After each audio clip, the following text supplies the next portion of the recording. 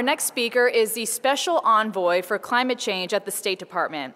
He plays a central role in developing the United States international policy on climate and is the President's chief bilateral and multilateral climate change negotiator. He also helps develop domestic climate and clean energy policy. We are honored to have him here today. Ladies and gentlemen, please welcome Special Envoy Todd Stern.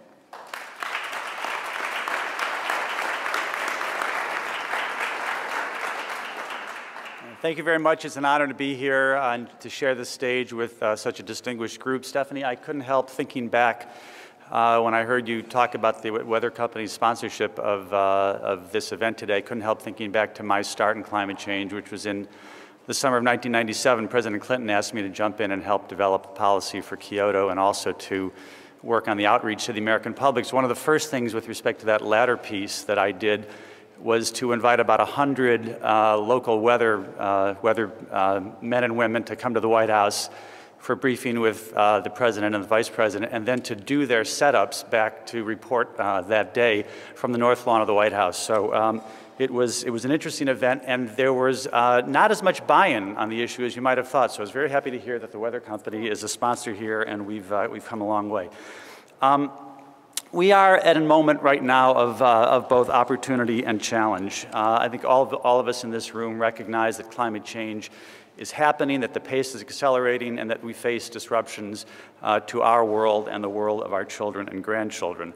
There are, at the same time, positive signs that have taken place in the world at the national level, the state and provincial level, and the local level, and in the development of clean technology.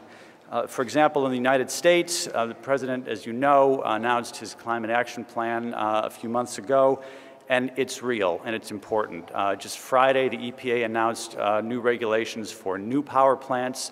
A further very important set of regulations is in the works with respect to existing plants. This builds on the landmark rules that the President put in place with respect to the transportation sector. Right there, you're talking about 2/3 of U.S. emissions, transportation and power. And there's a lot more. We are doing significant regulation through the building sector with respect to all the appliances that make buildings work. Doubled wind and solar energy in the last 4 years, and another doubling is called for in the President's plan, and so forth.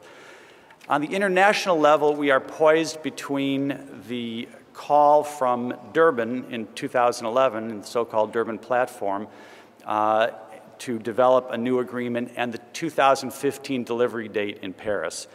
I think it's important to understand what international agreements can do and what they can't do. What they don't do is substitute for political will at the national level, which is critical. I mean, with a challenge, as we all know, is to transform the energy base of the global economy to low carbon. That's the name of the game. And that transformation in the first instance has got to happen in the private sector where energy is used and consumed, but governments need to set the rules of the road. They need to create the incentives, remove the barriers. They need to fund the R&D and spur investment. At the same time, international agreements are also crucial, and they do two critical things. First of all, international agreements are central in order to supply the confidence that countries need to know that if they take significant, ambitious action, their partners and their competitors are going to do the same thing. Secondly, international agreements are important to send the signal to the global community, to governments and civil society, to research institutions in the private sector, that we mean business and that we're going to take care, that we're going to address climate change in a significant way.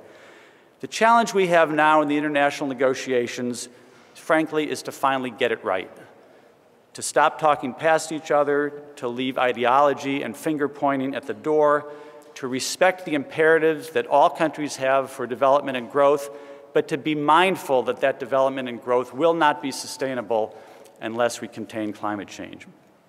I think since Durban, we have been in the midst of what has been a useful process.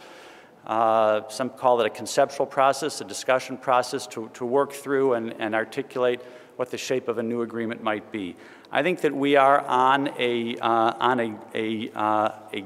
good potential path. I think that a durable agreement that starts strong and gets stronger over time is possible if we work together in a spirit of mutual commitment to the goal of containing this threat.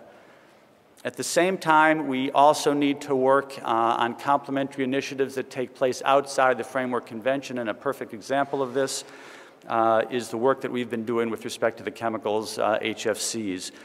We have been working hard with our partners, with the EU, with Canada, with Mexico, with the island states, with China very constructively to work on action to phase down the production and consumption of these chemicals, which could avoid 90 gigatons of emissions between now and 2050.